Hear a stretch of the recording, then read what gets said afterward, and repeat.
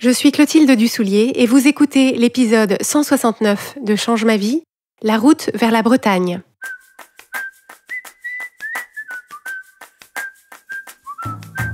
Bienvenue sur Change ma vie, outils pour l'esprit. Je suis Clotilde Dussoulier, master coach certifié, et sur ce podcast, je vous livre chaque semaine des outils précis et concrets pour comprendre les mécanismes de votre cerveau et de vos émotions et construire exactement la vie à laquelle vous aspirez. Dans l'épisode de cette semaine, je voudrais parler avec vous d'un des obstacles principaux qui se présentent quand on se propose de poursuivre un objectif ou d'aller au-devant de quelque chose qu'on veut créer ou d'un changement qu'on veut opérer pour soi-même. Donc, parmi les objectifs dans lesquels peut-être vous pourrez vous projeter, on peut imaginer une personne qui veut écrire un livre,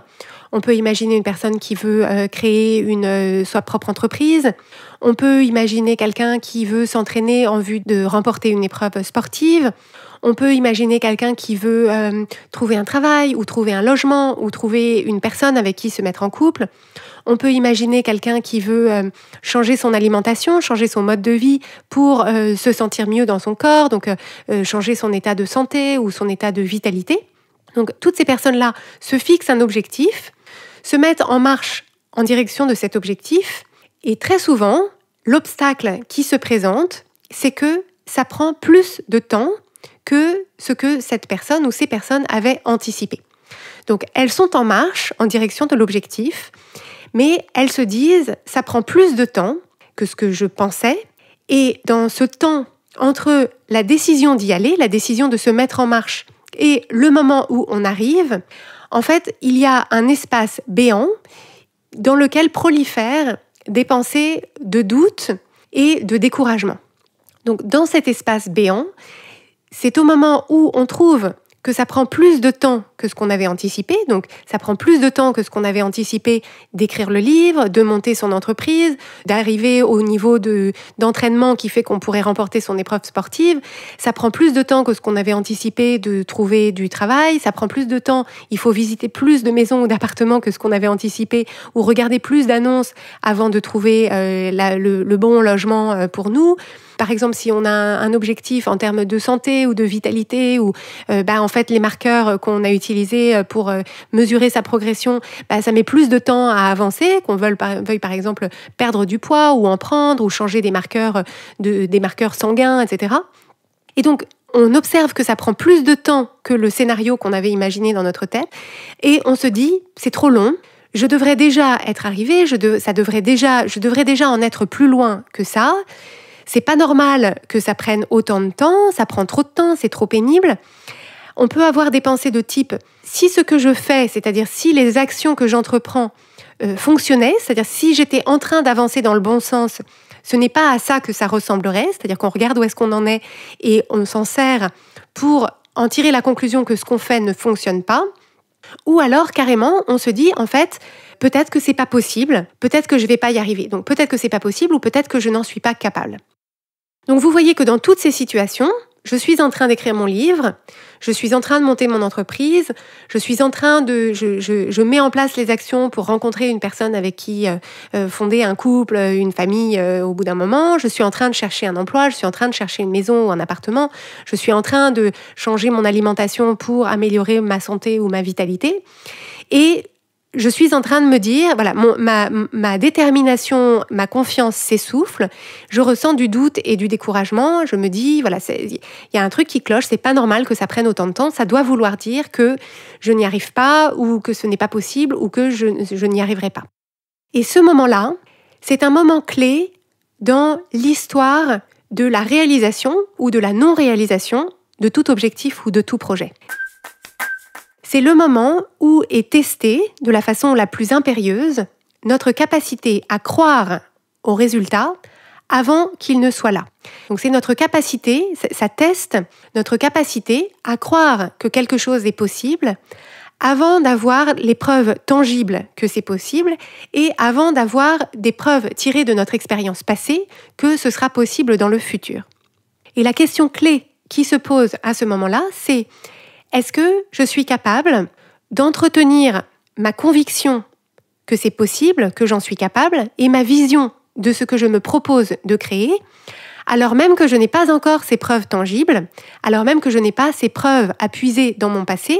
parce que ce serait quelque chose que j'aurais déjà fait ou que j'aurais déjà fait de cette façon-là. Et la réponse à cette question va être déterminante pour le succès ou l'échec dans la poursuite de cet objectif, parce que lorsque j'écris un livre, lorsque je me propose d'écrire un livre, si, alors même que le livre n'est pas encore écrit, je cesse de nourrir ma conviction que je suis capable d'écrire ce livre, que c'est possible d'écrire un livre et ma vision du livre finie, si je cesse d'entretenir cette conviction et cette vision, à ce moment-là, mécaniquement, je vais arrêter d'essayer, je vais me démotiver, je vais faire autre chose et donc, de fait, je n'écrirai pas mon livre. Et donc, c'est pour ça que c'est important de voir ce moment de doute, ce moment de découragement, ce moment où ça prend plus de temps que ce qu'on avait anticipé, où c'est plus difficile que ce qu'on avait anticipé, c'est important de le voir comme le carrefour majeur vers la route de votre objectif, parce que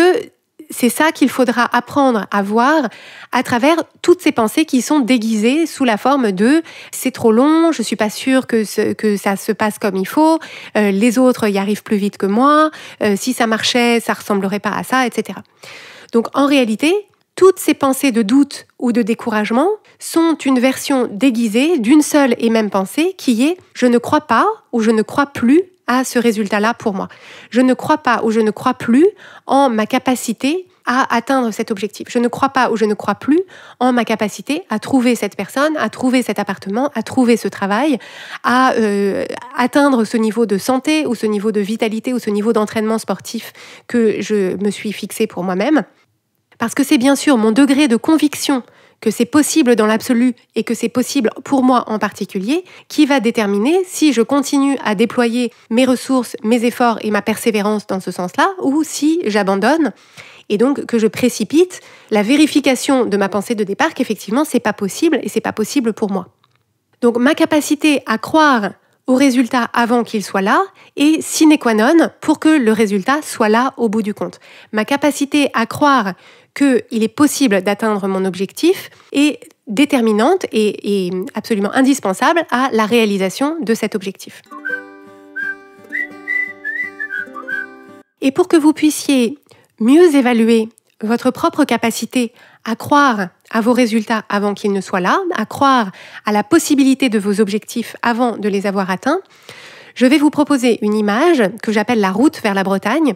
qui est une image que j'ai développée pendant un appel de coaching que j'avais proposé aux participantes de notre programme de coaching. Je les salue au passage. Cette image de la route vers la Bretagne consiste à imaginer le scénario dans lequel je quitte Paris pour aller passer des vacances en Bretagne. Donc j'ai pris la route de la Bretagne parce que quand j'étais petite, on allait souvent passer les vacances de Pâques à Carnac. On aimait beaucoup les vacances en Bretagne. Mais ce trajet, il faut 5 heures et quelques pour aller de Paris à Carnac et ça me paraissait toujours très long.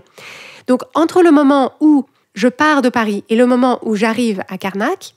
il y a ce moment de plusieurs heures où je suis en route, où je suis en mouvement vers mon objectif, mais je ne suis pas encore arrivée. Donc, c'est la même chose quand moi, je me suis mise en route vers mon objectif, vers le livre que je veux écrire, vers le travail que je veux trouver, etc. Je suis en route vers mon objectif, mais je ne suis pas encore arrivée. Par contre, dans le scénario où je suis dans ma voiture en route vers la Bretagne, je remarque qu'à aucun moment,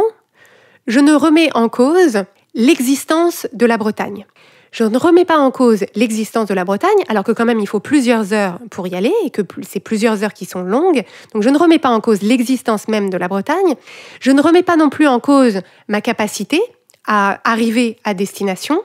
Je ne remets pas en cause ma capacité à conduire mon véhicule jusqu'à cette destination, même quand ça prend plus de temps que prévu, même quand pour sortir de Paris il y a des bouchons, même quand j'ai un problème mécanique dans ma voiture, même quand je m'aperçois que mon réservoir est vide et que j'ai besoin de le remplir d'essence. Aucun de ces contretemps ne me fait remettre en question le but de la manœuvre qui est d'arriver en Bretagne, ni ma capacité à arriver au but de la manœuvre. Il est tout à fait possible que je rate une jonction d'autoroute à un moment donné. Mais tout du long,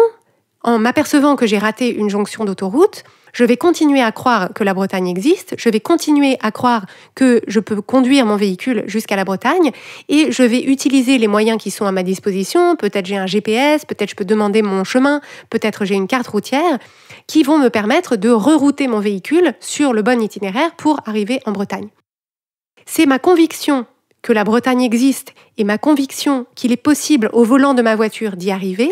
qui me permet d'avoir la patience, la persévérance et la flexibilité pour ne pas me décourager, c'est-à-dire pour ne pas retourner à Paris, pour ne pas m'arrêter au bord de la route, pour ne pas sangloter et pour reprendre le bon itinéraire si je me suis trompée. Et vous voyez que dans ce scénario de la route vers la Bretagne, même si ça prend plus de temps, à aucun moment je ne me dis je devrais être déjà arrivée. À aucun moment je ne me dis ce n'est pas normal que ça prenne autant de temps. À aucun moment je ne me dis si ce que je fais marchait, ce n'est pas à ça que ça ressemblerait. Si ce que je fais marchait, je serais déjà arrivée. À aucun moment je ne me dis en fait peut-être que ce n'est pas possible d'aller en Bretagne, en fait peut-être que je ne vais pas y arriver. Et donc la façon dont je vous propose d'utiliser cette image de la route vers la Bretagne, c'est d'évaluer dans votre propre vie par rapport à un objectif que vous poursuivez en ce moment, quelque chose que vous voulez créer, quelque chose que vous voulez faire, une situation que vous voulez créer, une expérience que vous voulez vivre, quelque chose vers lequel vous êtes en train de vous mettre en route ou vers lequel vous êtes en route, d'évaluer votre niveau de conviction, votre niveau de croyance en la possibilité d'arriver à votre objectif, en votre capacité à arriver à votre objectif à la lumière de la route vers la Bretagne. C'est-à-dire de vous dire, est-ce que vous croyez à cet objectif autant que vous croyez à la Bretagne? Est-ce que vous croyez à votre capacité d'accomplir ce projet ou d'arriver à atteindre cet objectif autant que vous croyez à ma capacité, je vous précise que j'ai mon permis, j'ai pas de voiture mais j'ai mon permis, à ma capacité à conduire de Paris jusqu'à la Bretagne. Et si vous empruntiez ce niveau de certitude, c'est-à-dire si vous vous disiez si j'envisage ma recherche d'emploi, l'écriture de mon livre, la création de mon entreprise, tel ou tel changement dans ma vie, avec le même degré de conviction et de certitude que j'ai au sujet de ma capacité à aller en Bretagne, comment est-ce que vous vous sentiriez au quotidien quand vous êtes en train de travailler dans ce sens-là? Comment est-ce que vous vous sentiriez? Qu'est-ce que vous feriez? Qu'est-ce que vous ne feriez pas? Et est-ce que ce niveau de conviction, ce degré de croyance dans votre objectif et dans votre capacité à l'atteindre, de quelle façon est-ce que par le biais de vos émotions et par le biais de vos actions, de quelle façon est-ce que cette croyance vous rapprocherait de votre objectif, vous en rapprocherait plus rapidement que si vous avez un degré de croyance qui est plus incertain, un degré de conviction qui est un peu plus tremblotant. Et l'intérêt d'avoir une image comme celle de la route vers la Bretagne, c'est qu'en réalité, quand on pense à la route vers la Bretagne et qu'on s'imagine au volant d'un véhicule ou passager d'un véhicule si on n'est pas très confortable avec l'idée de la conduite et qu'on arrive à générer dans son corps ce ressenti de conviction, de certitude, de confiance et de détermination qui dit bien sûr que je vais arriver à mes fins, peut-être ça prendra plus de temps que ce que j'avais anticipé, mais j'y vais, je suis en route, c'est inévitable. Une fois qu'on a généré ce ressenti-là dans notre corps, c'est comme si on pouvait l'emporter avec nous et regarder de quelle façon est-ce qu'on pouvait le répliquer au service de cet objectif ou de ce projet qui nous paraît plus difficile ou auquel on ne croit pas encore à 100%. Et donc, en puisant dans la certitude, la conviction et l'inévitabilité de la Bretagne, quand on est en route vers la Bretagne, on peut s'en inspirer pour savoir à quoi ça ressemblerait d'y croire à 100% sur cet autre objectif. Et donc, ça donne un marqueur de dans quelle direction aller, dans quelle direction augmenter notre niveau de croyance, de certitude et d'inévitabilité, de conviction, pour nous mettre au service de notre projet ou de notre objectif.